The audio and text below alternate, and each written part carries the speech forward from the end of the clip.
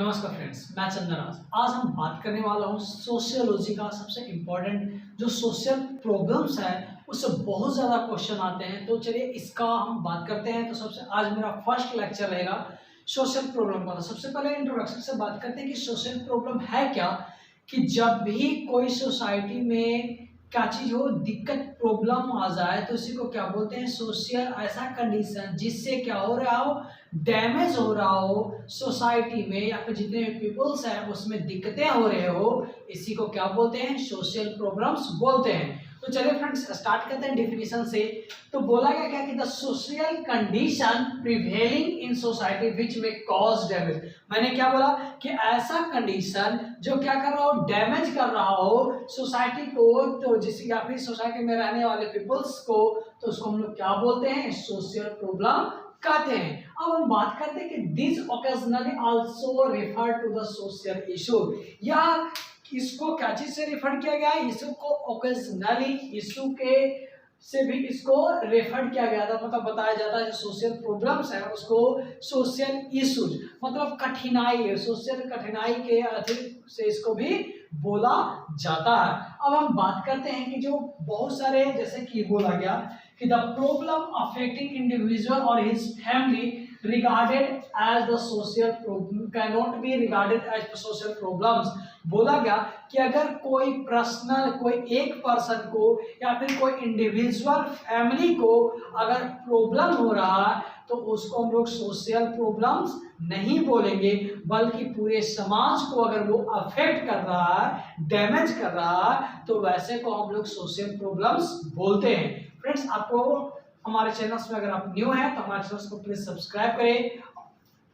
तो हम बात करते हैं, फिर बोला गया कि when they have their impact on particular areas और ए ग्रुप ऑफ पीपल्स। मैंने क्या बोला, शुरू में ही बताया था डेफिनेशन में कि सोशल प्रॉब्लम्स किसे बोलते हैं, कि अगर सोसाइटी में बहुत सारे पीपल्स हो गए या फिर बहुत सारे घर हो गए या फिर बहुत सारे फैमिली मेंबर्स हो गए, तो अगर इन सब में कोई डैमेज कर रहा हो या फिर इन सब में कोई दिक्कतें हो रहे हो तो इसको हम लोग सोशल प्रॉब्लम्स बोलते हैं। तो वही बोला गया कि अगर पार्टिकुलर एक खास एरिया में जितने भी लोग रह रहे हो ग्रुप में पीपल्स को अगर अफेक्ट कर रहा हो तो उसी को हम लोग क्या बोलते हैं, सोशल प्रॉब्लम्स बोलते हैं। वो चाहे पार्टिकुलर एरिया में हो या फिर वर्ल्ड में हो। जैसे कि अभी कोरोना था तो क्या बोला, वो भी क्या है, एक सोशल प्रॉब्लम्स ही था ये पार्टिकुलर पूरे वर्ल्ड के लिए। तो अब बात करते हैं एग्जाम्पल में कि कोई, जैसे कि प्रोस्टिट्यूशन, सबसे पहला प्रोस्टिट्यूशन, दूसरा क्राइम, तीसरा प्यूबर्टी जो गरीबी बहुत ही ज्यादा हमारे इंडिया में, और ड्रग्स एब्यूज, फिर अल्कोहल एब्यूज, दूसरा ये लास्ट डाइवोर्स एंड जुवेनाइल डेलिंक्वेंसी। तो फ्रेंड्स, हम इन सभी के बारे में एक एक करके मैं बात करूंगा। तो आज का लेक्चर में मैं इंट्रोडक्शन और सिर्फ प्रोस्टिट्यूशन के बारे में बात करूंगा। तो चलिए हम बात करते हैं कि प्रोस्टिट्यूशन है क्या। जब भी कोई फीमेल अपनी या फिर कोई भी मेल अपने बॉडी को सेल करता हो, किसके लिए, मनी के लिए, तो उसको हम लोग क्या बोलते हैं, प्रोस्टिट्यूशन बोलते हैं, जिसको हिंदी में देह व्यापार बोलते हैं। तो चलिए इसके बारे में हम डीपली बताएंगे कि प्रोस्टिट्यूशन है क्या, यह क्यों करता है और इसको हम किस तरह से प्रोटेक्ट या फिर प्रिवेंशन कर सकते हैं। तो ये सभी के बारे में बात करूंगा। तो प्लीज आप हमारे चैनल में अगर न्यू है तो हमारे चैनल को सब्सक्राइब करें। तो जैसे कि मैंने बताया कि प्रोस्टिट्यूशन है क्या, कि जब भी कोई पर्सन अपने बॉडी को सेल करता हो, वो भी कुछ अमाउंट मनी के लिए, तो इसको हम लोग क्या बोलते हैं, प्रोस्टिट्यूट बोलते हैं। और इसी प्रोसेस को हम लोग प्रोस्टिट्यूशन बोलते हैं। तो चलिए डिफिनेशन से बात करते हैं कि a person allow her body to use by other person. क्या बोला है कि एक ऐसा पर्सन जो अपने बॉडी का यूज के लिए दूसरे पर्सन के द्वारा for luxurious purpose in consideration of money is refer to the prostitute. क्या बोला है कि जब मनी के लिए, लग्जरियस पर्पस के लिए जब दूसरे पर्सन को अपने बॉडी को सेल करता है, इसी को क्या बोलते हैं, प्रोस्टिट्यूट बोलते हैं। और इसी प्रोसेस को हम लोग क्या बोलते हैं, प्रोस्टिट्यूशन बोलते हैं। तो प्रोस्टिट्यूशन तो अब इसको अदर वर्ड्स में क्या बोला गया कि it refers to the sale of sexual services like oral sex and और sexual intercourse in return of some payment. मैंने क्या बोला कि अगर कोई पर्सन अपने बॉडी को सेल करता हो, क्यों, सेक्सुअल के लिए और जस्ट या सेक्स के लिए, ये तो इसको हम लोग क्या बोलते हैं, प्रोस्टिट्यूशन बोलते हैं। बात किया गया कि टाइप्स ऑफ, या जो प्रोस्टिट्यूशन है, ना कि केवल क्या बोला कि prostitution is very heinous social problem, ये बहुत ही घिनात्मक प्रॉब्लम है, जो कि सच problems is not only in India, या प्रॉब्लम सिर्फ इंडिया ही में नहीं बल्कि also in the various other country of the world, या दुनिया के अदर कंट्री में यह ज्यादातर है। टाइप्स ऑफ प्रोस्टिट्यूशन के बारे में बात करते हैं कि कितने टाइप्स होते हैं। तो सबसे पहला ब्रोदर प्रोस्टिट्यूशन, दूसरा कॉल गर्ल प्रोस्टिट्यूशन, तीसरा स्ट्रीट प्रोस्टिट्यूट्स, एंड लास्टली बात करेंगे अदर टाइप्स के बारे में। तो चलिए सबसे पहले स्टार्ट करते हैं ब्रोदर प्रोस्टिट्यूट्स के बारे में कि ब्रोदर प्रोस्टिट्यूट्स क्या है। तो चलिए अब डिफाइन करते हैं एक एक प्रोस्टिट्यूट के बारे में। तो सबसे पहले बात करते हैं ब्रदर प्रोस्टिट्यूट के बारे में कि ब्रदर प्रोस्टिट्यूट है क्या। तो बोला गया कि the prostitute who controlled and managed by the brother, क्या बोला कि जो प्रोस्टिट्यूट है वो किसके द्वारा मैनेज किया जाता है, ब्रदर के द्वारा। तो इसी को हम लोग क्या बोलते हैं, ब्रदर प्रोस्टिट्यूट बोलते हैं। अब ये जानते हैं कि ये ब्रदर है क्या।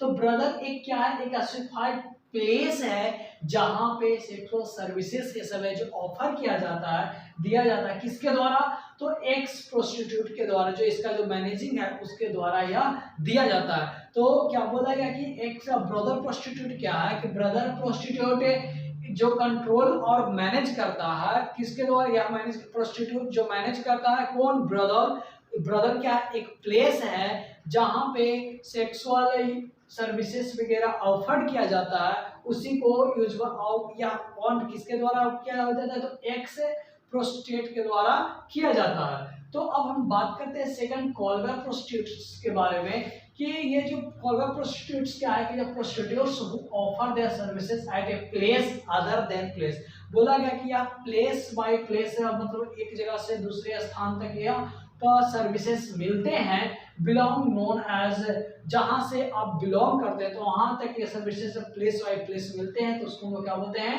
कॉलगर प्रोस्टिट्यूट्स बोलते हैं। उसी तरह से बात करते हैं स्ट्रीट गर्ल्स के बारे में, स्ट्रीट प्रोस्टिट्यूट्स के बारे में कि जहां ऐसा प्रोस्टिट्यूट जहां पे सोसाइटी कस्टमर, जैसे स्ट्रीट में ये सब में जब प्रोस्टिट्यूट वहां पे सर्विसेज वगैरह मिलने लगते हैं तो इसी को क्या बोलते हैं, स्ट्रीट प्रोस्टिट्यूट्स बोलते हैं। या कि जो प्लेस है वो किसके द्वारा एग्रीड किया जाता है, या बाई कस्टमर के द्वारा चूज किया जाता है। बात करते हैं अदर टाइप्स के बारे में। तो अदर टाइप्स में बोला गया कि there are various other types of the prostitutes, और बहुत अदर प्रोस्टिट्यूट्स हैं जो ऑफर करते हैं सर्विसेज को सीक्रेटली, छिपा कर वह ऑफर यह करते हैं, कहाँ पे, बार में, मसाज पार्लर में और डांस क्लब में, ये सब जगह पे सीक्रेटली जो सर्विसेज करते हैं, प्रोवाइड करते हैं, उसी को हम लोग अदर टाइप्स प्रोस्टिट्यूट्स में रखते हैं। तो इस तरह से फ्रेंड्स मैंने बात किया टाइप्स को डिफाइन करके। अब